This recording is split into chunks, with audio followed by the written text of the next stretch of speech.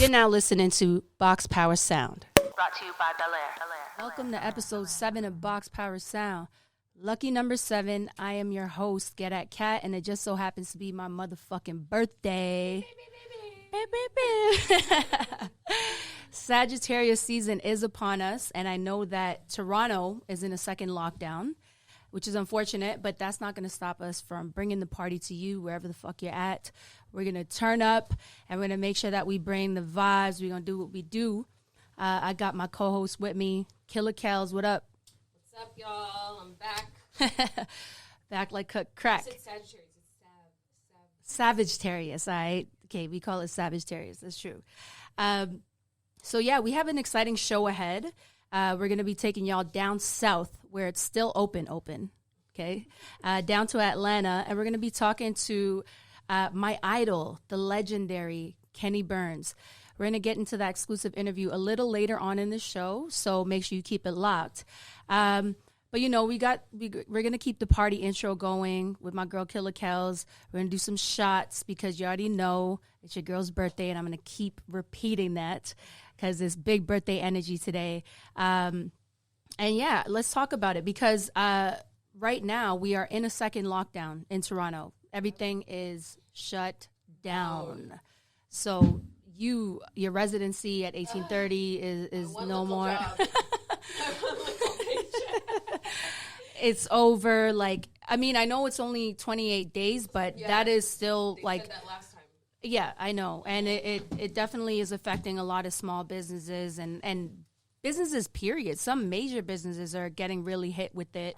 And we're seeing a lot of businesses, they're kind of like fighting back and trying to just. They're fed up. Yeah. Because it doesn't make sense. Yeah, and they're still trying to open. Restaurants are still trying to open the doors for indoor dining and that type of stuff. What do you think is going to happen with them? Do you think like the government's just going to shut them down just because? And you know, another thing that I'm hearing a lot about is that the big corporations are allowed to stay open, which we all know. Like, it doesn't make sense. The same stores that are on the street side can't be open as the ones that are in a mall, but they're allowed to be open right. for like certain like curbside or whatever it is. Also, my girl was telling me last night, so even the Bday, who has, or Saks, yes, at Eaton Center, they have pussateries underneath, so they found a loophole where they could say they're an essential business and have a grocery store. And pussateries has been closed up until this point, whatever lockdown or whatever. Yeah.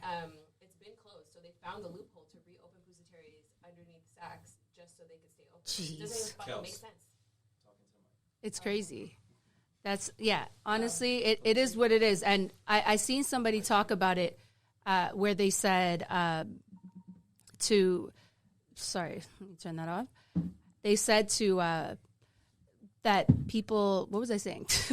How it don't make sense. They found a loophole. Some businesses are open, some aren't. It doesn't make any damn sense. They lied to us. Right. They wasted their money preparing for the last 28 days. Right? Yes. With Listen. my residency, they souped up the patio. Mm-hmm. The patio is souped up. It's the warmest patio in Toronto. I don't care. 1830 is the warmest patio in Toronto. Right. If I was the owner, I would have taken everything down and thrown it at them. I know, man. Like, it's we crazy. could have done. We could have done my not birthday already after making the party money there. You know what I'm saying? We could have done some real fun shit. But really and truly, it's just this is what we're facing right now. But aside from that, like I said, we are definitely going to continue the party and bring the party to everybody who's tuning in because that's what the fuck we do. We play all the hottest, newest shit. And we are going to interview somebody who really, really is a big deal to me. And the crazy thing is, I was talking to him when I first was about to do this and get into this space. And he was the first person to show me so much support and love and let me know, that I made for this, I got this. And he's always been that guy. So it's really an honor to have him on the show today. But with regards to what he's got going, they're in Atlanta. And you've seen the versus battle with Jeezy and Gucci, which was crazy. And I want to talk about that right now because that was very entertaining. It was crazy to see them both together on the same stage. But clearly Atlanta's super open. They had the mayor talk to them and all that. So talk to them about what? she was just talking about thanking them for kind of just to vote. Yeah, to vote and thanking them for, you know, what they've done to contribute to. So what are their cases looking like? I don't know. So didn't Gucci say throw out my case during the while she was talking? He's like, can you throw out COVID cases? Oh,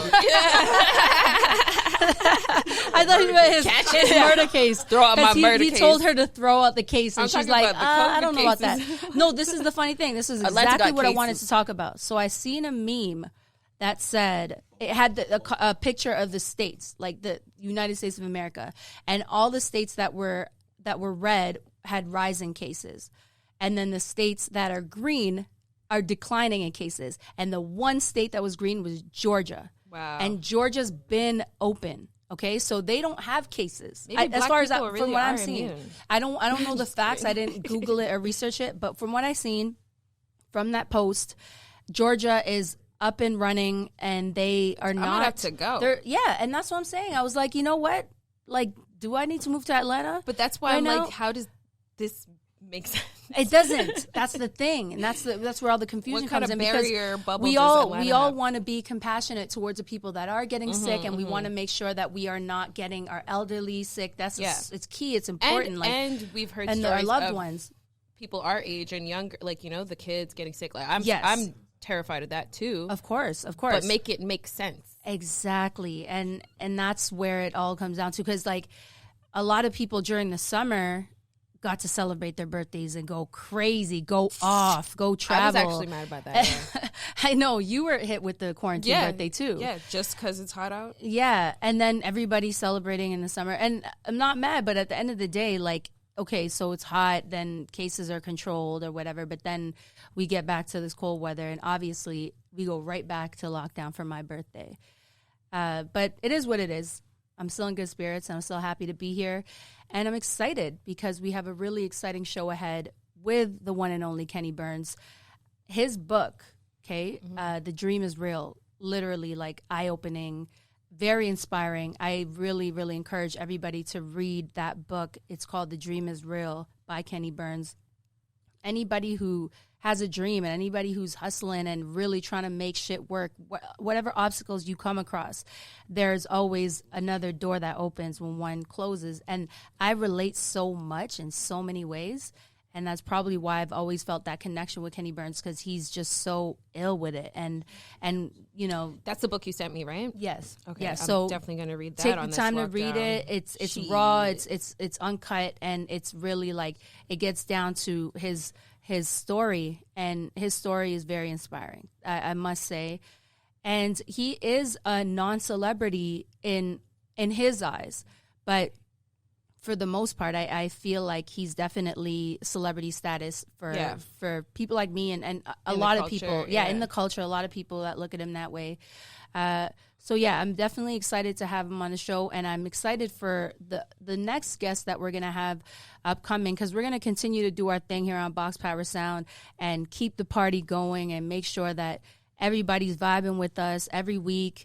You know, we setting that midweek party, and we're going to have a lot of entertaining and funny episodes. You know, hopefully we get some more shows like Ram Riddles last week, who really just had us laughing all. Wait, I have a question for you. What are you gonna do for your quarantine birthday? This is it. What can I do? Everything's locked down. I know. They legit aren't letting you see anyone. This is it right now. I was very focused on, you know, making sure that we had a good program for my birthday, specifically because it's on the day of my birthday, right? So this was important to me. And what I'm going to do is Giselle is obviously, she's going to have a surprise for me when I get home. She always does that. She's good for that. So shout out to Giselle, top home stylist. So I know I'm going to come home surprises for you on a regular day. I can only imagine. Damn. She does.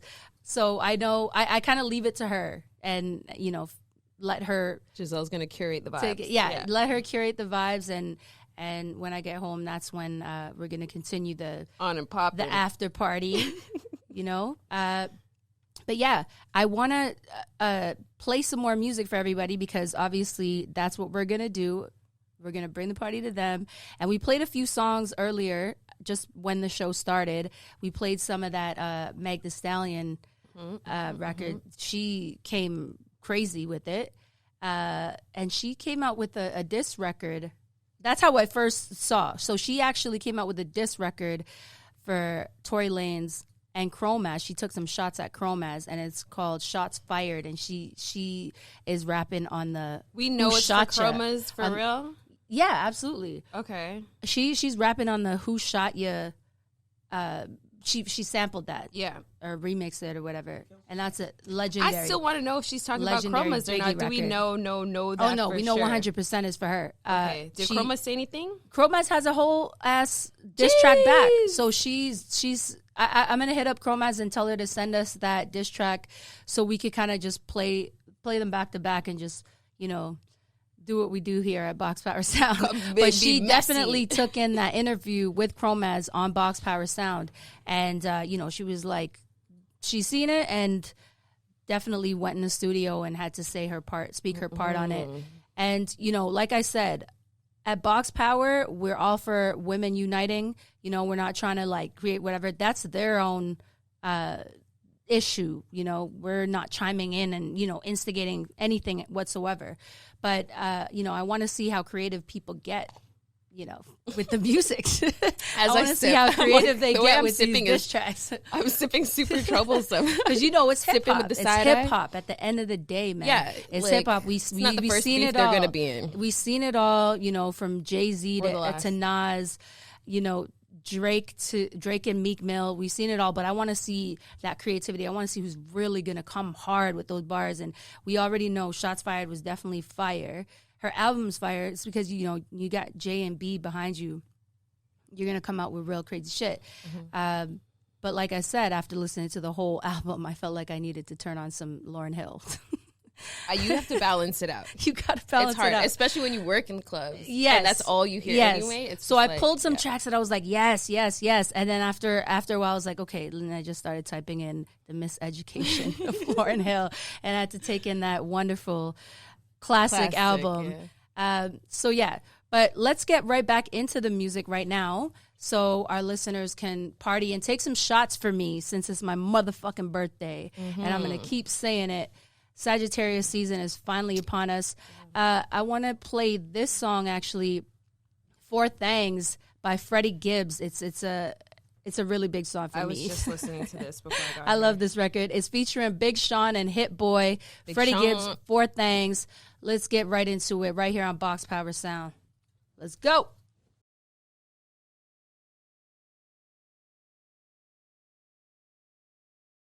Box Power Sound. We're live here with my girl Killa Kels. You already know I'm your host, GetatKat, and we're celebrating my birthday today. So it's a big, big birthday energy. And we got the one and only legendary, iconic Kenny Burns on the show. What's up, Kenny? Thank you so much for being here. Bomb drops. Hey, beautiful. Happy birthday. You know what's crazy? I've never met you in person in my life, but I feel like we have a whole relationship. I think it's virtual, Kenny, but I feel like we're in a relationship. I'm telling you, there's some sort of connection there, and I always felt it, and we've always stayed connected somehow via social media. And, there were times where I was trying to get you booked for a Revolt motivational speaking thing, and, things fell through, but we always stayed connected. And then when I read your book, which I didn't even know you wrote that book. As I was putting this whole program together and the interview questions, I was like, why doesn't Kenny have a book? And then I looked it up, and sure enough, you did. And I started reading it Monday night. Stayed up all night, finished the whole thing, and I knew exactly why we had that connection. And it's so much because, I feel like there's so many similar things that I go through in my career, in my lifetime, and from the parties and all that stuff. But yours is obviously next level. The opportunities that you were able to come across in the States and things like that. I don't really get those opportunities. We don't have those opportunities here in Toronto. But move to Atlanta. Yes. We've been talking about it. Tomorrow. We've been talking about it, and we actually, we might just do it because Toronto shut down. We're in a second lockdown. I heard. And everything is closed right now, so things are not like popping for us, but you know, we got this going on, and I know in Atlanta you guys are completely open. Like, and I saw that there are not that many cases there. Can you just confirm what the cases are, or like what's there definitely are cases. There definitely are cases, but there are not a lot of tests for the people that go to these clubs. I mean, to be honest, it's ridiculous. Them in the clubs is purely ridiculous. I personally have done one thing since March in Atlanta, and that was the Jeezy Gucci thing, only because that was my era of hip hop, and it was like I had to do it. It was like the party could not happen if I didn't host. So, but other than that, and plus it was huge for Atlanta. I mean, that Gucci Jeezy thing was so legendary on the street side, and then obviously on the music side as well. But for that to come to fruition after all the, I don't know what's going to happen. Oh my God, is it going down? No, it's not. And they ended up with So Icy on Versus, and then the rest is really history. How crazy was that, though? Did you see it coming? Did you know that they were going to actually squash the beef and Well, you know what's crazy? I was listening to G Herbo, who doesn't talk out a lot about what his opinion is on things and the way that things are going, but he posted something today actually, and it was so dope. And I told Nephew, I was like, yo, I need you to speak more. Like I left him a comment, because what people in the street don't realize, and I'm going to get, make this come full circle to Jeezy and Gucci Mane. When you're in the street, there are no rules. There's no justice. There's no blueprint. There's no guide. Right. You're in the streets. I mean, you might think street justice is a form of justice, or you might think, doing what you're doing while you're in the streets is what has to be done at that time. But as you grow and you separate yourself, as far as your spiritual beliefs, your desires, your energy, your direction you want to go in life, you start to have families and children, you realize that, that was then and this is now. And I think ultimately that, Jeezy reached out. I don't know if many people know that, but Jeezy's the one who reached out and offered this to Gucci. Like, look, the past is the past. We was in the streets. Whatever happened in the streets, we were in the streets. We were doing what we were doing, and that was that. And I think because they made it out of the streets, and obviously have affiliations and people still in it, but I think that was some superhero shit. It was some so superhero powerful. Shit. So powerful, and something that we all needed to see, especially during a time like this and what the world is going through. Aside from the COVID thing, there's been so many like crazy tragedies that we've had to face throughout the year. 2020's been crazy. Yeah, to see something so powerful and beautiful, and that message to be sent across, it was great. And I love to see that you were there at the after party. I was like, wow, of course they're turning. They went crazy. Nah, it was full circle. It was full circle. The most beautiful part of the evening, though, is Gucci was doing Gucci. You know what I'm saying? Like, he was going hard. But then, for Jeezy to stand up and be like, dog, like, it ain't even about me and you no more. Like, we made it out. Right. Like, if King Von and them could have saw it this way, if Biggie and Pop could have had a conversation or a moment like this, you could only imagine the possibilities for everybody involved. But for me, it was spiritual, man. That night at the club, that would be my last night hosting, anything that's not directly on brand with Kenny Burns. And because I'm from the street, I'm always going to be there as a speaker box for knowledge and guidance, whenever needed. But that energy right there, I'm telling you, didn't know what was happening. And it was such a fishbowl situation inside the club. Mm-hmm. Because even though they had performed So Icy, even though I was on the mic and I'm doing it for the ladies and I'm getting everybody hyped, as soon as we started playing Jeezy and Gucci records, it was back to everybody watching and Cat. I don't do that. I need gyration. Yes. I need hands in the air. I need vibes. People making out in the corner. I need that. I can't. And so the energy they couldn't, they couldn't catch up. And it was like, you know what? Because I can handle it, it's one thing, but I just, it's time to be elevated. Every experience with me, when you come see me, like when I come to Toronto, the reason Toronto love me so much when I'm there, I play no games. Like, it is debauchery almost. Like, it's really the best experience. And I actually want to talk about that because there have been a lot of events that you've hosted for Wayne Warner. Shout out Wayne Warner. And legend. luckily enough, Kels right here, she was able to meet you at one of the events. I was just in the picture. You guys got a picture together and everything. And I was like, damn, I never even met Kenny Burns in person yet. For every time that you had an event here, I actually had an event myself or had a prior engagement. So we always, we've never crossed paths, that's physically, horrible. right? And it's crazy to me. But let's talk about these parties, because I want to go, all the way back. Majority of the time, you're the one who's doing the interviews. You're the one that's giving everybody their flowers. And today, it's the Kenny Burns show. We're gonna get into the Kenny Burns. We want to know exactly about you, your story, and give you your flowers. So let's talk about the beginning, where you were a party promoter in college. How was that like? I don't know if you were really focused on school at the time or just really excited with the party scene and making money.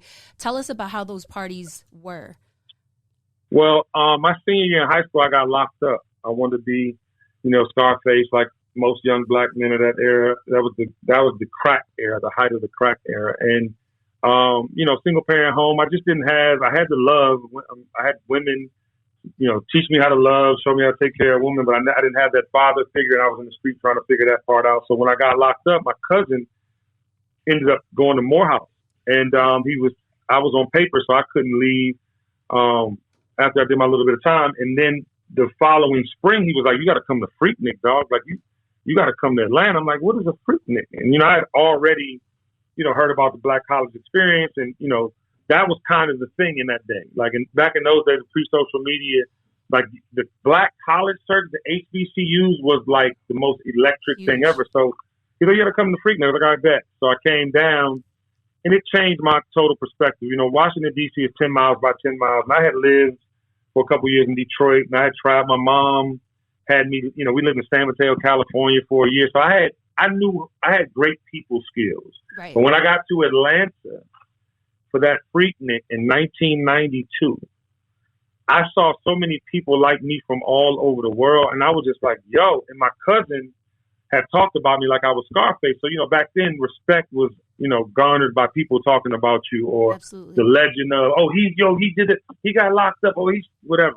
And so he had already set me up like I was this superhero. And when I came down, God rest his dead, Shakir Stewart, who signed Jeezy, and Ross was the first people I met at Morehouse. He went to school with Leo. So we, unbeknownst to us, it was the beginning of this kind of community of execs and superheroes that, would become the icons, right. today. And that's how I got into it. I came down, I experienced it, and I was like, I'm coming back here to go to school. You brought Biggie down, Puffy, Biggie. Yeah, that was 2 years later. After Freaknik, I went back, saw my PO. I was like, yo, I'm going to school. Here's my paperwork. They let me go. And I became a party promoter immediately for another club. And then by my first year, 1993, fall 1993, I started whatever. So fall 94, we brought Biggie and Craig Mack down with the Big Mac. We brought Jay-Z down with 22 Twos before Reasonable Doubt. I mean, I'm talking about everybody, but that's how I got to Atlanta, and that's how the legend began. And I love it. I love that that's where it started, because it was so raw and rugged. It wasn't anything crazy corporate, but through simply having those connections and knowing the right people, you went on to become a music executive, right? Yes. Working with the likes of Monica, Mariah Carey, Akon, Wale. So crazy. You were a vice president of Rockefeller Records and the president of rock music, which is so crazy. But tell us about some of the tasks that were required when it came to promoting these artists and overseeing their projects. What was it that you had to do? Well, let me tell you why. I'll show you some memorabilia. So basically, when I got to Rockefeller, I gave Dame the movie Paid in Full.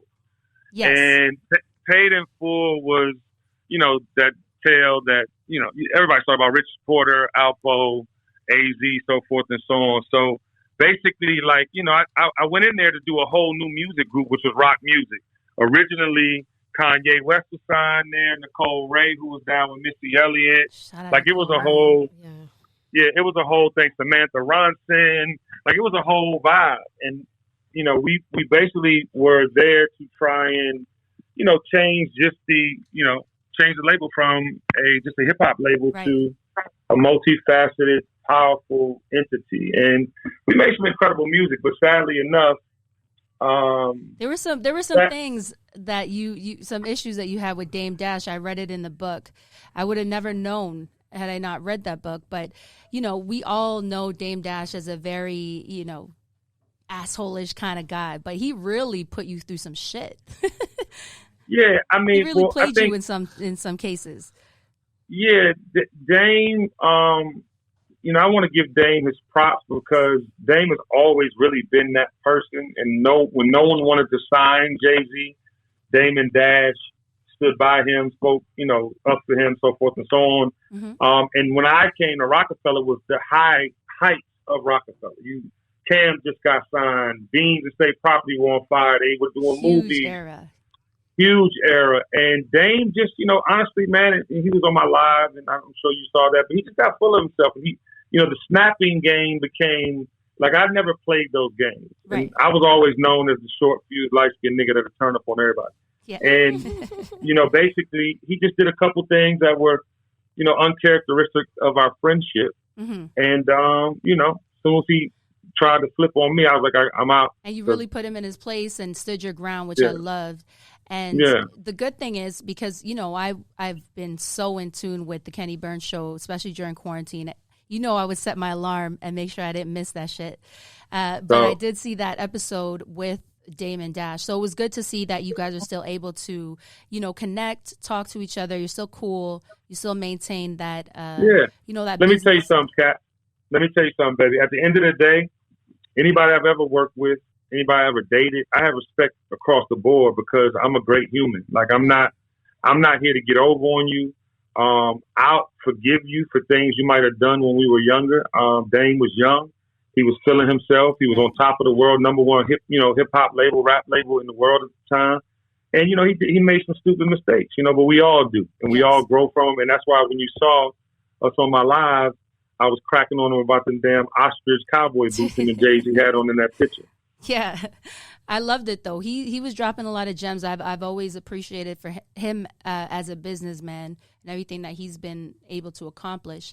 And I also want to mention, because I am a brand ambassador of Remy Martin, I want to mention that what I read in the book too was that you were able to do Remy on the Rocks tour. Which was awesome. You were able to pull $150,000 for a tour with Rockefeller, which is so dope. I love that.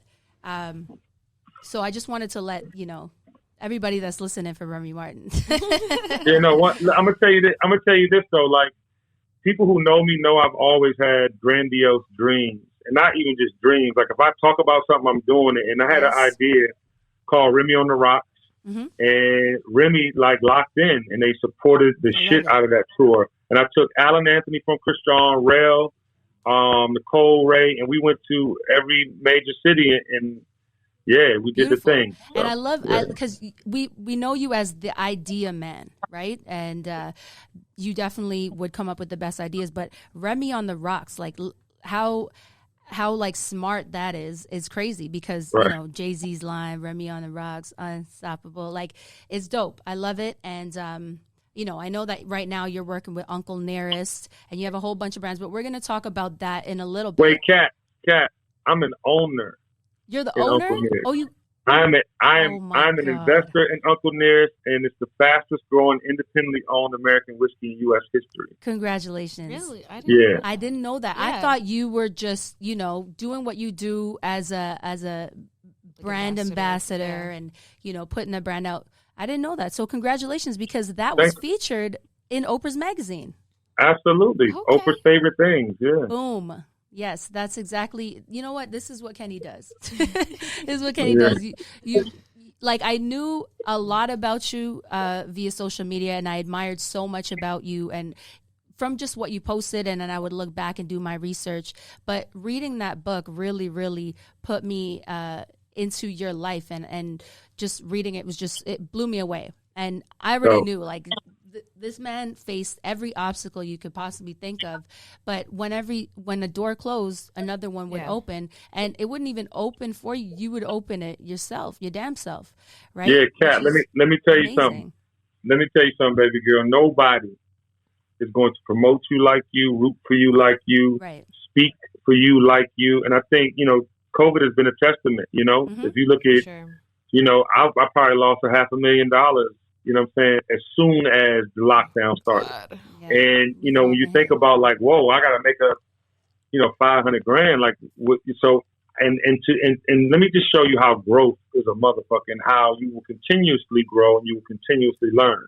Mm-hmm. I literally, as much as I inspire you through my offerings, through my talents, through now my book or things you might have gotten as far as isms. I call them isms when I get my little notes and I put them out there. Mm-hmm. But like, I wasn't vulnerable. People didn't know who I was until I went live on IG. Now you have to imagine, I've been in the game, 2 decades. And so for me to go live, I've monetized this live, you know what I'm saying, like you wouldn't believe. Yeah, no, you know what?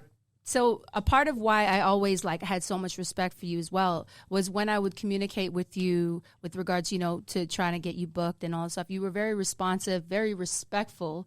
And, somebody who I looked up to is like somebody so big. You managed to always maintain a communication with me. But once I started tuning into your live during quarantine, listening to you speak, the way you engaged with your guests, the energy and the insight, all that, just like it made me respect you to the 10th power. Thanks. Thank you. And so again, that's why I made sure to never miss an episode. And I love that you were able to put that together during such a tough time, because everybody was going through some tough times. And there were those days where I was like, hey, what now? Oh, yeah, I got to listen to Kenny Burns and get some inspiration and listen to these artists and celebrities that I look up to. And you're there talking to them and hearing their stories and all that stuff. It really, really helped me through that time, too. So, again, love and appreciate you for that. And all love. It truly is amazing to even have you here on Box Power Sound. Yeah, thank you. It's all up. But I want to tell you something, Kat. You don't have to meet someone. The beauty of social media is you can kind of see how people move. You can't really define their personalities and get every nuance. But your light has been bright since you reached out. And because I'm who I am, I know people that know you. I've clearly, obviously communicated with you myself and seen your offer. I've seen your relationships. I've seen everything I need to know to kind of put an idea of who you are in my mind. And I think your light is bright. And I think everything you're, now starting to realize for yourself is just the beginning. So just know I see you. And I think that's one of my superpowers. That means a lot. Yes. That means a lot. Speak it. So I want to go a little bit back because, like I said, listen, I was a young Filipino kid in Toronto, obsessed with the hip hop culture. I Jay-Z, is a goat to me. Jay-Z, Biggie, Nas, everybody. That's all. I came up obsessed. Yeah. But walk us through those moments that you had back in the 90s. Tell us some stories about, parties in the 90s. I know that you were actually at the after party, the Soul Train Awards after party. Yeah. With Biggie, with everybody. Talk to us a little bit about that and that experience. Yeah, actually, the Soul Train Awards. I just have to say that you were really living what these rappers are rapping about. Oh, no in the question. Background. No question. And the Soul Train Awards come on here in the States this Sunday, November 29th, if you guys want to catch them. But, that era for me, I was Clark Kent, DJ Clark Kent, who was Biggie's DJ. He had been taking me around the country with him. I booked Clark Kent in the AUC, which is the Atlanta University Center, Morehouse, Spelman, Clark, Morris Brown, where I went to school. But I booked him, and he just took me on the road. He would take me to Shaq's house and host while he DJ. I mean, he took me everywhere. And so, he was like, we going to actually, I got a job at Motown Records. I was working at Motown Records because of Clark Kent. That's how I met my mentor, Andre Harrell, my other mentor, because Clark's my first, Andre's my second. And long story short, we were out there on business because, when the Soul Train Awards happened, all industry would come out and promote new artists and attend the, meetings and whatever. And so that night, that was after my party heyday in Atlanta and my entry into the music business. But we were so legendary as a crew that everybody was like, you got to imagine, Misty's on like just starting and on fire. Biggie's fucking hypnotized on fire, Pac's dead. You could imagine the energy, right? Everybody's in this place, and I get on the mic, Kat. This is when, in college, I was a promoter. Right. In college, it was about the money. Then I would get on the mic and talk my shit. But when I got on the mic that night, because of who was there, the legendary figures in the building, and rocked that motherfucker. Like, you have to imagine, we played Hypnotize 20 times in a row. I'm on the mic when we play Hypnotize. Biggie is crippled over there in the corner. Yeah. You got every superhero on the thing. So, it was the time of my life, and I'll never forget. The shit is over. Sheriffs come in with shotguns, and they're like, "Yo, you gotta leave." And I'm in the middle of some dumb shit, talking to some girl doing something wild. Yeah. And I literally turn around. I'm like, he's like, "You gotta go." I'm like, "Yo, what the fuck is going on?" So as soon as he pointed the thing, all the Biggie got shot. So we all like go outside. He's already been shot. He's already on the way to the hospital. And we were just floored. It was such an eerie feeling because everybody in hip hop thought he shouldn't be out there, thought it wasn't safe. Fresh off the Pac's death. And it was just wild, man. It was just wild to be there at that time. Biggie being there. It's a moment in time. I know that it was a beautiful moment for you to get on the mic. But did you have a gut feeling at all on the night of? Did you think I think nah, not at all? I thought it was over. I mean, the way that Puffy and them were moving, they were superheroes. I mean, their records were being played 1 million times a day on the radio. Everybody who mattered, like Snoop and all those artists, were already locked in as far as like, what I'm saying, you good, we good. Yeah, everybody. But it was just, time. but it was just one of them things, man. And I'm gonna tell you. And this goes back to King Von. This goes back to like all the things that are happening with these youngins. It's like you won't be able to find solutions as long as you stay in the same places. If you have an opportunity to be successful, that means you have an opportunity to go get it, come back, and get somebody else to make it. Like that. That's the shit these youngins is missing, and that's why I was so happy with G Herbo today because he was like, "Gee, like it's on us.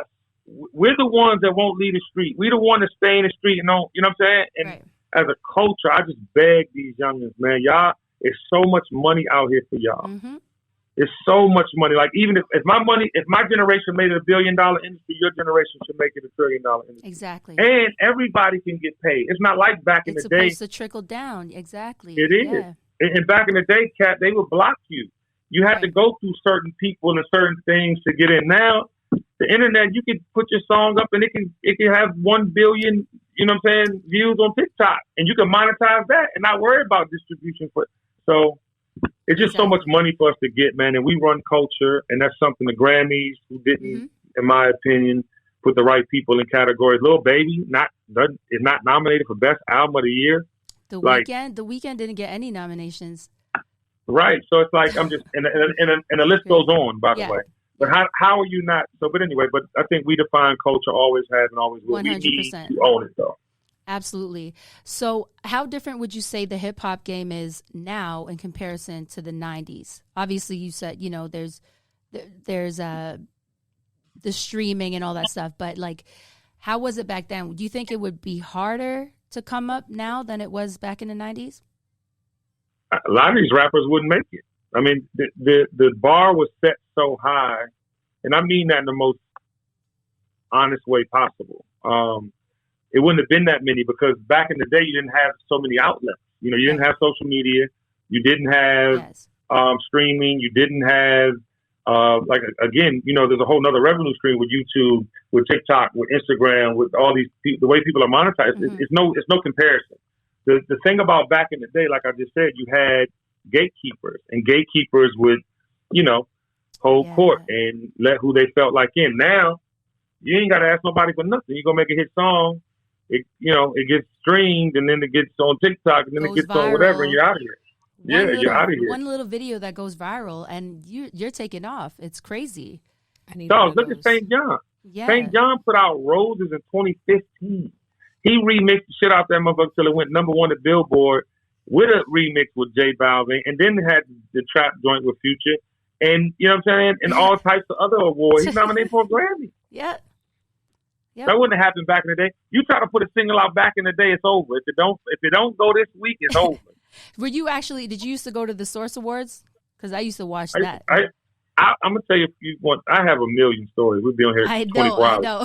But the Source Awards, when Andre 3000 to the South got something to say, I was there with a group called Illegal. And the group was signed to Rowdy Records.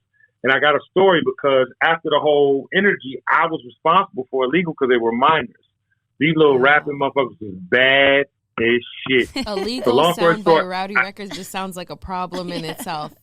Yeah, Dallas Austin had a record label where Monica was signed. Monica was the first artist I ever worked with. Illegal was on the same label at the same time. So anyway, long story short, we get in the limo, and all of a sudden somebody knocks on the window. It's Suge Knight, right? So Malik was affiliated with Dog Pound and the whole whatever. And so long story short, he's like, Malik, let's go. I was like, no, he ain't going nowhere. He's a minor, and I am responsible for these children. Right. And I said it just like that. I'm responsible for these children. He's like, Malik, get the fuck out the car. I'm like, excuse me, sir. He's not going nowhere. He's not going nowhere. He has to go back to the hotel. You're turn over someone's child to Suge Knight? Malik's dumbass gets out the limo window. He jumps out the limo window. Damn. I called Dave Gates. I was like, Dave Gates was down. I said, dog, Malik jumped out the window. Now, mind you, these motherfuckers were off the chain. This is one of 20 million stories. But I was like, yeah, he jumped out the window of the limousine. He said, what? I said, he jumped out the limo of the limousine and went with Suge. I'm not chasing the motherfuckers. I'm not. That's your badass kid.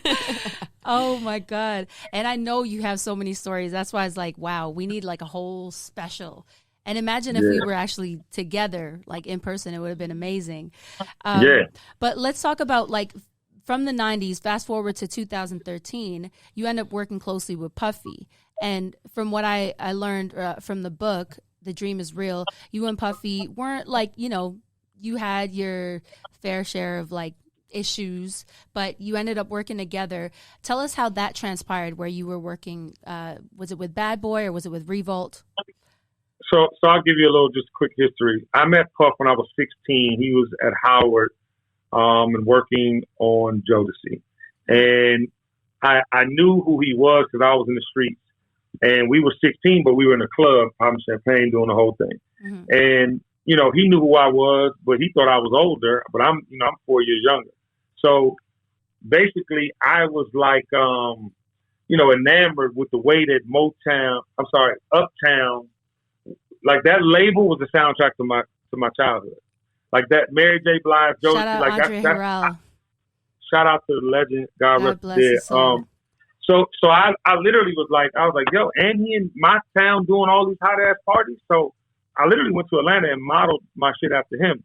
In Atlanta, speaking of the Big Mac tour that came with Biggie and Craig, we got into a big fight, and my crew pulled out pistols, and that's how we became super respected by all of these dudes. He knew who I was, but when he came to Atlanta and did my party, he saw us, with them things, and it was always Kenny Burns 2620, and that was my crew. And so from that, I just had respect. You know what I'm saying? It wasn't I could post something and make believe. It was like, no, he was at the club.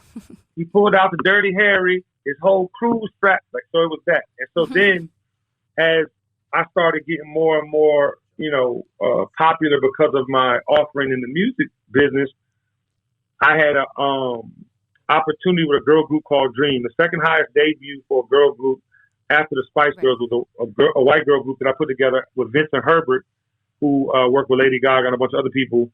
And Dre signed them to Bad Boy. Right. So we ended up selling 2 million records on one single. The shit was whatever. But even then, like, I'm just the kind of guy. It started with the shit in Atlanta. And you say something to me, like, and it's off, I'm going to say something, or I'm going to do something.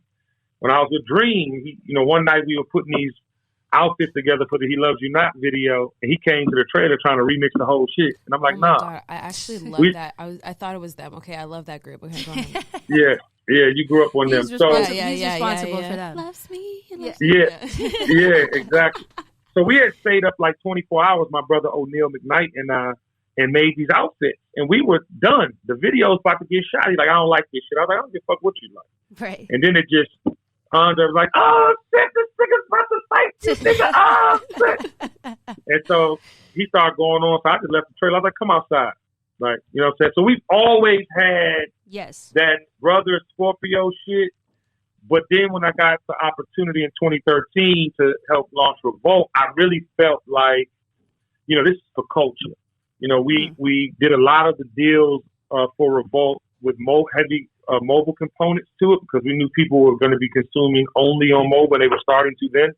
And then, you know, we just had a big shot, but the whole thing just was still about not letting me go do me for him and for the company, but just kind of like trying to micromanage me. I'm unmicromanageable from a standpoint of creative. I need to be creative. I need to be able, because you will get the best from creators if you let them create. Absolutely. And that's always where we were.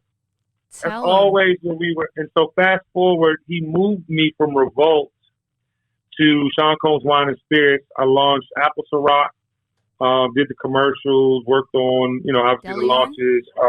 Deleon Tequila was a part of my thing. But the way that he did things, he doubled my salary in that move, but I had equity once it was defined in the Revolt contract. So I want all entrepreneurs and all executives in the making and all creatives to understand you got to be about your paperwork. Yep. And money sometimes disguises what's going on. So when he doubled my salary, I didn't double down on my contract. I should have ended my Revolt contract, started a new one, asked for the piece of Deleon or whatever I was supposed to do. But long story short, it came to an end because for me, and I'm going to tell you why God speaks to you and you have to listen.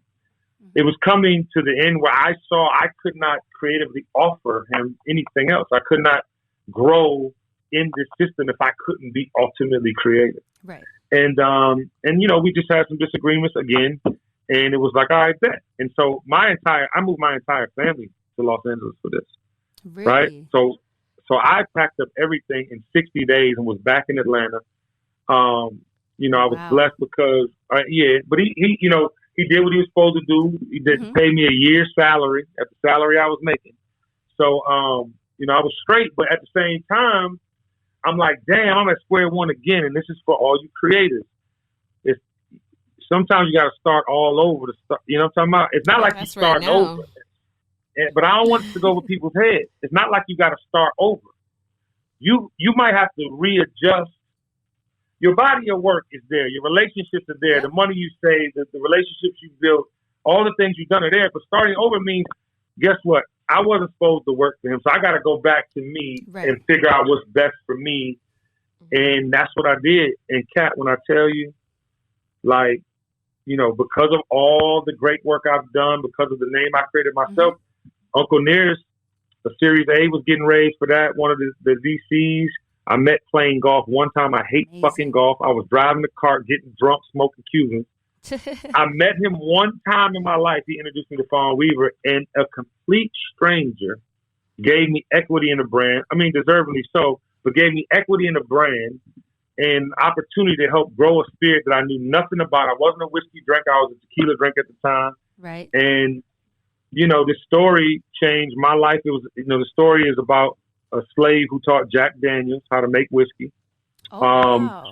Yeah, and he's the first African-American, literally from Africa, brought the charcoal mellowing process that Jack Daniels uses, taught him how to make whiskey, and now Jack Daniels has honored him as the first master distiller for Jack Daniels, put an ode to him in the distillery. And this, when I tell you, I had to leave LA. I didn't feel right. I had to get the fuck. And as soon as I got the fuck, everything I worked for in my life happened. Right, right. I need creatives to understand that they ain't going to stop and start like a motherfucker. You might have to start over. But trust me, and if you work hard. And as you were saying that, I already saw a visual, like a movie script. I see you writing a movie script behind that because that's crazy history behind that.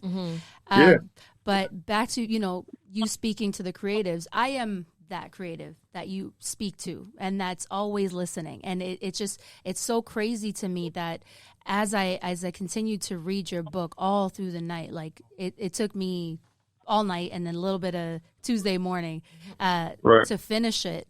But I relate in so many ways, and my girlfriend can attest to it, because I always put my all into a certain craft, and I do so much for one thing, and I feel like, you know, it's successful, it's going, and then boom, something shuts it down, and it's out of my control. It's not because I caused it. It's something completely out of my control. Like, for example, Sunkist was a very successful outdoor party that I had. And unfortunately, where an artist, a Toronto artist, was trying to come to the party because it was the hottest party in the city, was trying to come inside, but we were at capacity, and he got denied at the door and walked away. And unfortunately, him and his manager got shot right outside. And from that, you know, my event was shut down. I had a bad rep in the city for somebody who brings out thugs and killers, which was absolutely ridiculous. The whole city got super racist. We all know that I bring out all the beautiful women. You know, the I know that. I ain't never been to a cat party. It's box power to the death. The beautiful women, the high profile. Once this mess is over, we might have to go to Atlanta. Yeah, no, for real. But I mean, there's so many things that I could relate to, and that's just one thing where, you know, a door closed and it's like, fuck it, okay, so let me just go back and figure this out, because I still have the connections, I still have my rep, and I still have my dignity, and I'm going to go in and I'm going to do this, and I'm going to do that. And I would always continue to do that and push forward, and especially as a female in my minor female in Toronto, not that many opportunities, but I would still keep pushing forward. And with quarantine and lockdown and the events space being shut down, I created this, which, you know, again, so many things that I've been inspired by you. So to all the creatives listening, there's definitely always going to be a door that opens after one closes. Yes. Yeah. So what I want to say. Sorry, go ahead. Yeah. No, I was going to say, like, you have to, you know, to be a true creative, you have to have the ability to adapt and adjust. Right. You have to have the ability to pivot. Yes. And the beauty of it is trial and error, right? You did these things to learn what you can't do. You also grew from them and know going forward, you know, where you want to be and how you want to be perceived. So I think that, you know, we can't, as creatives, ever look at anything like, you know, oh, man, damn. No, it's time to move on. This is the sign to show you that growth is ahead of you. This is the sign to show you that there's something else. And I think the problem is a lot of people give up. And if you continue, I am a living, breathing testament. You are a living, breathing testament. If you put one foot in front of the other and keep going forward, you are likely to get what you came for. Now, I do want to say this as well. The lofty dreamer needs to dream in reality a little more. And I say that because we don't define success for ourselves. We define success based on what everybody else is doing. And this is everybody. This is human nature. You want to, oh, wait, they're doing it? I should have that. No. You have to define success for yourself. Early on in my career, I decided to get married. I've been married 21 years. I have 2 children. You know what I'm saying? And at the end of the day, I decided to do that because I didn't want to be like these miserable motherfuckers. I didn't want to be fucking lonely, doing drugs and creating names for myself and looking in the mirror and not knowing who the fuck I'm looking at. You got to define success for yourself. And I think if you do that, you'll see these as lessons and not disappointment. See, disappointment comes when you don't know what's next. Disappointment, don't let that go over your head. Disappointments come when you don't know what's next. You got to have the next thing in the chamber. Amen. Fucking gun has to be loaded. You have to be ready. No pun intended. Sorry, somebody got shot. But you got to be ready with the next thing. And that's another thing about creatives. You create daily. You don't come up with one thing and hold on to that like that's the end all be all. You create 100 things because guess what? You're just going to keep going back to your creative bank. You know what I'm saying? Making withdrawals. That's all you're going to do. I'm still executing ideas I had in the 90s. Right. Nice. Right. He said creative bank making withdrawals. Yes. Amen. Facts. And it definitely shines through. Like, we all see it. I know I see it. I'm like, you know what, Triz, the guy who runs Cay Radio, he's like, why don't you tell Kenny Burns that you look up to him? I'm like, I do all the time. I tell him all the time he's my idol. Right. And again, she can tell you this too. I give advice when she asks, or if there's ever been anything, I've been there. This is my thing. Again, back to seeing people, and this is for those creators that have a business lens. I need you to hear this. You have to see people because seeing people will allow you to stay in play. A lot of problems with the OGs is that they want to just be hot forever. And you can be fly as a motherfucker. Look at the old man and the Supreme and the whatever. Like you can exist. I'm just saying, you know the guy on the internet, right? You know what I'm talking about, man right? in the Supreme. No, but I'm saying like the we got OGs, a couple of them here in Toronto. Yeah, but my point is that and Supreme's an old brand, by the way. Yeah. No, yeah. But the point I'm trying to make is that you can stay in play as long as you keep the generations under you in the game. Yes. Help someone that you see. Because the problem is, like me, I didn't have nobody telling me my branding and marketing skill set was on another planet. They would just take my ideas, go make millions of dollars, and be like, "What? You sure? What's next? What's next, motherfucker? You just." But the trial and error helped me as a businessman. So you know what? I know that, like in the pandemic, I'm gonna tell y'all real rap. Like I made more money in the pandemic in the last 7 months than I made last year. Nice. Wow. But you gotta know how to stick and adapt move. You gotta know pivot. Exactly. And you gotta know your motherfucking worth. 100%. And I knew you would do it. I knew you would. So as a jack of all trades, what would you say is or was the most exciting job that you've had? So I'm going to ask you three things. The most exciting, and then the most rewarding, and the most meaningful. What are the three? I mean, I would have to combine the three. Being a father, like when you're completely selfless, you're completely free. Right. And because I love them the way that I do. My son just had his first D1 college basketball game. Made his first he got a rebound and then a basket. I'm like, jeez. Yeah. Oh yeah, he has. I'm grown. Yeah, sons. I was just gonna say how many and how he old. But jeez, 20 and 16. I'm 48. Nobody believes me, but I'm 48. Black don't. Black do not crack. You don't look a day over 25. Thank you. No, I'll take 35, but thank you. But that's the most exciting, meaningful, and purposeful thing. I forgot the third. But Rewarding.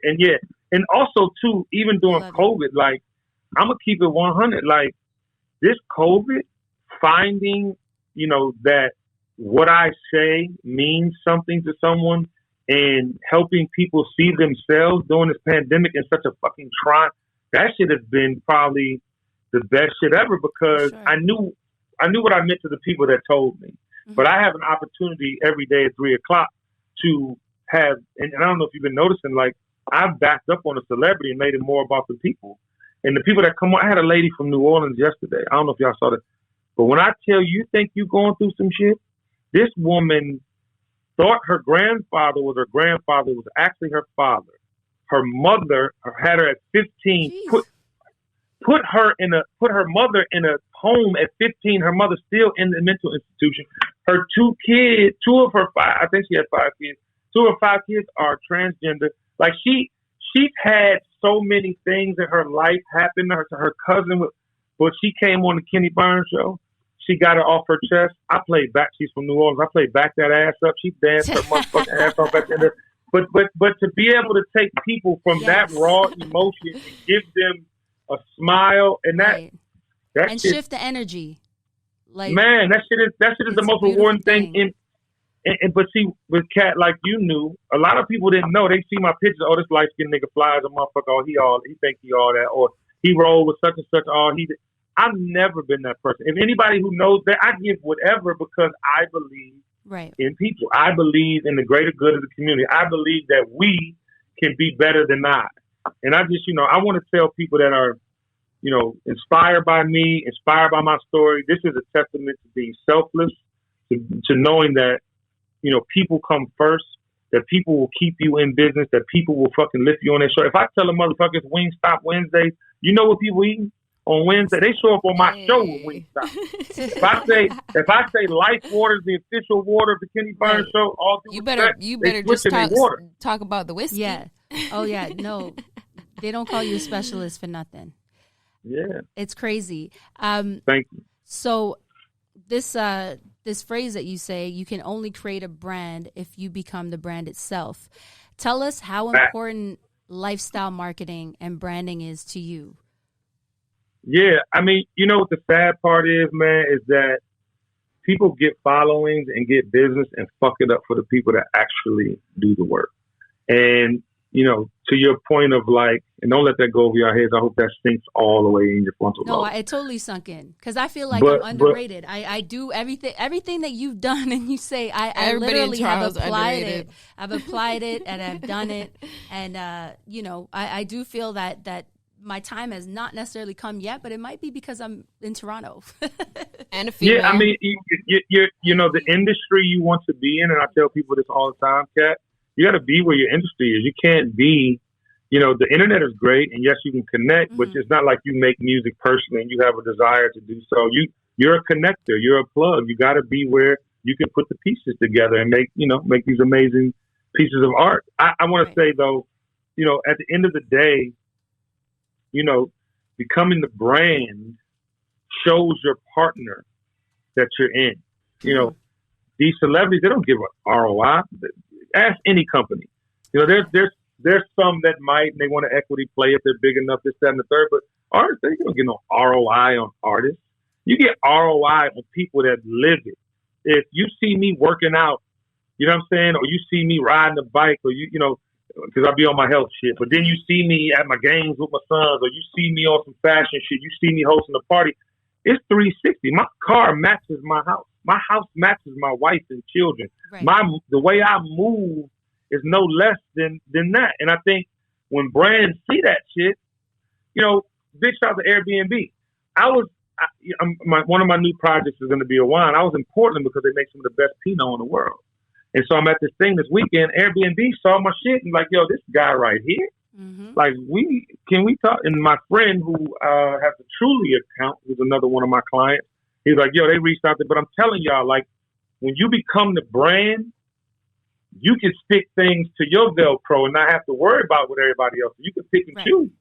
What do you do? What do you love to do? Double down on that shit. It's plenty of automobiles, jewelry. I mean, I've had the only thing I haven't had, Kat, that was given to me was a car. Was what? A car? Was a car. Like, I've never had a car partner. You know what I mean? Oh, I was about to say, because you did get that Benz. He said, what? What did you say you didn't get? No, that, who was that signed 2620? I read that in the book. You got a Mercedes-Benz, but you didn't get a car deal. You got a car. Yeah, I'm talking about a car. Yeah, I've had. Oh my God, he really shooting up here. I got a car, but I didn't get a car deal. Well, that's probably gonna happen. I mean, speak it. He's gonna. Yeah, you know, 100%. But I'm saying there's always things that you can add on to your game. Right. Another phrase that I got from you. What do you call it? Ism. Yeah. There's no power in the power of influence. Like the power of influence. There is no power like the power of influence. Yeah. Right? Because you know, Jesus Christ was an influencer. Jesus Christ sold you on, I'm not saying sold you in a negative way, but he sold you on something you had the choice to buy in. You know, Puff is one of the original influencers. Right. You know, when you look at like people that can move culture, like I said, Life Water is the official water of the Kenny Burns show. You want to know what happens when people go live with me? They bring on Life Water. Yes. And they just look back.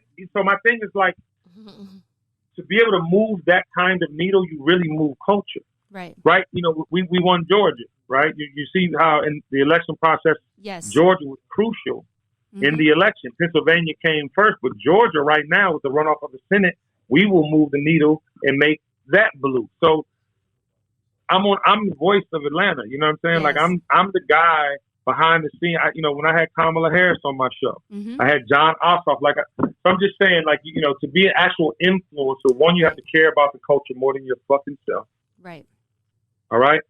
Two, you got to make sure that the information that you give is the information that people can understand. The problem with a lot of our speaker boxes, they talk up here. I speak in layman's terms. I talk to people the way that they can understand it, no matter what, the boardroom to the hood. Exactly. And I feel like that is a special quality that an influencer has. If you were to say that,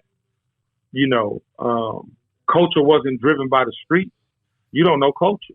It ain't the people that dress and look like me all the time, but we are the ones who pick and say that's the one. We're the ones who, know how to curate the better partnership out of the ones that are available. The influencers have the power and are the real plugs. We are the ones who, mulattoes, I'm going to give you this Pepsi opportunity because I think you next out of all, you know what I'm saying? Or it's Atlanta, Quay. Quay, you've got 150 records out here. Cut that shit up, Quay. You know who I'm talking about. Quay, I'm gonna put you down with this opportunity. I don't know these people like that, but I can reach out to anybody, and I don't come to nobody without money. Exactly. So what do you think is happening when Kenny Burns is called? Niggas like, wait, nigga, pick that shit up. Yeah. Hello? Right? What? Can't miss that call. And I want to bring up one thing too. When you were working with Mariah Carey and her label, one thing that stood out. My idol. It's her. Mariah Carey's her idol. But one thing that stood out for me is that they were on a yacht in Italy, and he was there with Lear Cohen and Mariah, and Mariah was turning to him to get his cosign on how hard it is to be a biracial light skin, and he didn't. He's like, I'm good. tell us a little bit about that story because it's funny as hell. Are you biracial? But he doesn't bow down to anybody. So tell us a little bit as Mariah, and I want to tell y'all, this is one of the best trips in my entire life at that point in my life. Mm-hmm. I had went to Capri, Italy. She had, the owner of the Red Sox, $100 million yacht. I mean, it was some other shit, right? And so I'm enamored in the whole situation. I'm like, yo, okay, bet. And like, this is how we rolling? Okay, because he was just coming off, the glitter debacle with the movie and the album at Tank. Yeah, and so we were creating charm. Well, she loves it. The movie was right. great. No, but we were creating charm. We were creating charm bracelet, right? With sold a couple million records, but then she came back with the 5 million. So long story short, we're on the boat, and Mariah is a character, man. And love her to death, appreciative of the times. But she was talking about how hard it was growing up biracial, and I'm listening to. Now, mind you, it was definitely hard. I mean, I used to fight so much because dark-skinned brothers didn't like the light-skinned brothers because they got the girl or what is before Wesley Snipes turned the shit around. And then, it was this whole thing, right? But then the only one that gets the credit for that. Listen, I'm telling you. Or like a Morris Chestnut. No, but Morris came after. Yeah, he came after. But no. That's true. It's all Wesley. So long story short, but that was a big deal. But I didn't revel in that. I'm not the type of person that revels in the bad experience. Okay, I had them next. So she was kind of going on and on about, so Kenny, tell him how hard it was growing up Irish. I said, well, my mama's half white. I'm not. And then, and I ain't had no problems. I was good. I didn't, I'm biracial too. I'm good. Yeah. I don't feel like I had an issue too. When you were saying you were that light skinned person that turns up, I'm that light skinned person that turns fuck up. Yeah, too. but I always. He did not co-sign her Mariah Carey. Well, he didn't live that. Yeah, and so right. Tell him about it. Tell him what happened after. Well, I was about to say I'm blue black on the inside, much like you. I'm sure. Like I'm as black as they come, right. Inside and out.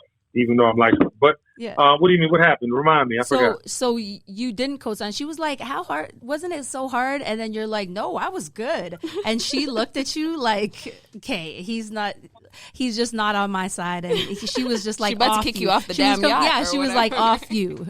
Yeah, no, she was off me. I left actually 2 days later. They ended up staying for like a month. But I had just had Kyle, my youngest, and I wasn't. I mean, because it got to the point where like I'm not a yes man. Exactly. And this yes, really, Mariah. Yeah, yes, it was hard. Yeah, like and I'm up there. I'm in Capri trying to get. I had an artist named Frankie out of DC, and I'm trying to play her music, and I'm trying to get her on some new. You know what I mean? Because she was really that one that wants the new. But after that, it just wasn't clicking. I was like, all right, I gotta go. And he can't relate. He actually left the Well, he said 2 days and they spent a month. Yeah. I would have stayed the whole damn month. And I love that. Listen, I acted like I fucking love hard. it. I couldn't have stayed, my love, if I wanted to stay married. How about that? Yeah. So I like to believe, this is from me to you, Kenny. I like to believe that I am a female version of you.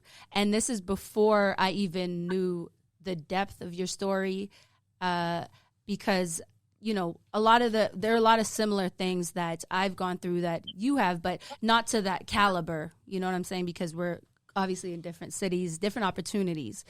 Right. But you do embody everything that I want to be as an individual, as a creative, as a human. And I do appreciate you. I appreciate your existence. I appreciate everything that you have contributed to the culture and continue to offer. And I want more people to, just follow you, because you are a great representative of what a human should be, how humans should behave. And I want so many more people to just follow suit. We need more people like you, but if you're going to be that one to rep for it, then by all means. So I want to encourage everybody to read your book, The Dream is Real, which I'm sure you have a more updated version coming up, because that was actually back in 2013 when you dropped that. That was 10 years ago. 10 years ago. Okay, so it was in way back. So there's a lot more that can be updated up until now. Oh, wait. No, you're right. It was 2013. 2013? Okay. Yeah. So I do encourage everybody to read that book. Quarantine read. Yeah, we got time here in Toronto. Watch especially. the Kenny Burns show, and understand that us as humans, I know there's a lot of negativity and a lot of negative things that people can say about humanity, but don't focus on that and don't be consumed by that negativity. Focus on the people that are actually trying to make a difference, are inspiring, doing the right things, saying the right things, and are powerful in that way. So I do encourage everybody to do that. I am very blessed to have you as our special guest on Box Power Sound on my birthday. All love. It was the only birthday wish that I had, and you made it come true. And I want to end off this conversation with an excerpt from your book, The Dream is Real.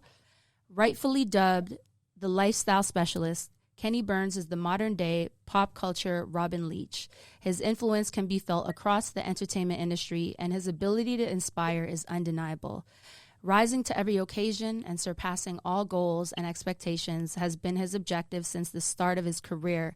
And through his hard work and dedication, Kenny has proved that what you dream, you can achieve. Wow. So, cheers to you, Kenny. Drops. Thank you, my love. Happy birthday. Happy birthday, Kat, too. Thank you. I just want to tell you, coming on this. Super insightful and inspiring. It's my pleasure. It's my pleasure, love. And Kat, for you and your birthday, have the best birthday ever. Be safe out there. I know it's probably getting cold, but I want to tell you, be the light that you want to see, love. I think at the end of the day, it's that simple. I think a lot of times, again, not defining success for ourselves puts us in a trick bag. Mm-hmm. But being happy and whole is the start to it all. Right. So just be comfortable in your stance, be comfortable in your offering, and double down on it. I mean, you have people that believe in you, you have people that admire you. Continue to use them as evangelists and right. Keep being you. We don't have to really change things. Along the way, we have to kind of adapt and adjust. We don't have to change things. Mm-hmm. Life's about your body of work, not what you did yesterday or today. It's about the entire body of work. And when you look up, you be like, fuck, I did do some shit with my life. And you got to be cool with that. Absolutely. And I truly am. I've lived a very eventful life and a lot of successes along the way. So I do want to embody that person, and I do want, women, especially because my company is called Box Power, and it is about female empowerment, and it's about women coming together and supporting one another. It is about the box, because when you got the box, you got the power. Right. I got the clothing line coming out. I got this show going on, which is the box first show that's we've never had a show like this in Toronto before. So I am, trying to set trends as much as I can. I've been doing that along the way, and that's definitely the path that I'm taking. But to have people like you in my corner, it really means a lot, and it helps me to continue to push forward. But I am considering moving to Atlanta to take things. She's gonna bring me with her. Yeah, and to be honest, just do your research. It might be another city, but Atlanta's amazing. Right. They have a new tech square here. Some of those Silicon Valley people came out. They have movies. They have everything. Atlanta's an amazing city. It is, especially for what you do. So might be the first stop. Exactly. All love. And lastly, before I go, guys, never let your expectations exceed your efforts. Tattoo that on your arm somewhere. I promise you that thing right there. Never let your expectations exceed your efforts. You will go a long way with that mantra. Amen. Thank you, Kenny. Love all you. Love. Love you too. You got my number. All right. Okay. Talk all right. soon. Bye, guys. Bye. Wow. So I got to lower my expectations then, or... Okay, we're still live. Pull up my... my efforts. Something gotta change. The efforts or the expectations, basically. So that was Kenny Burns for y'all. Again, amazing human being, amazing individual. So glad that we were able to have him on the show and spread that positivity. Tell us those stories. Drop those gems. It's so important. Yes. Super insightful. Like, I feel inspired after that. You just made my birthday. So yes, that was the goal, right? Yeah. That was the goal, to inspire people and to help people understand that, there is always a silver lining. We all might be going through some crazy shit right now, but at the end of the day, push forward, and go against the grain, adjust, pivot, adapt, do what you got to do. Start and that's over exactly what we're doing here at Box Power Sound. It's nothing but love and positivity that we are bringing to the table with this show. I appreciate you, Killa Kels. I appreciate you for being here every week. Appreciate you. I appreciate the team, everybody here at Cay Radio. And we're looking forward to the programs and the next few shows that we got coming up. But because it's my birthday and, it's my birthday. Sorry? Okay. We're going to end the show off with one of my favorite songs in my lifetime, from In My Lifetime album, Jay-Z, the GOAT, the other King Sagittarius, that's, Sagittarius. That's contributed so much to the culture, and he continues to do so. Jay-Z, my idol, my other idol, the GOAT of everything. We're gonna play his record called "Lucky Me," one of my favorites, and after that, we're gonna get into some old school shit, because this is what the fuck I listen to, and this is what I vibe to on a regular. I don't always need to listen to that new shit, but this is the shit that I love and vibe to. So we're gonna get into Jay-Z, "Lucky Me," and then the Locks, "All for the Love," because it's all about love. Thank you guys for tuning in to Box Power Sound, episode 7. We'll be right back here next week with another special guest. So, it's a very big surprise. All right. Thank you guys for tuning in. Box Power Sound. We out.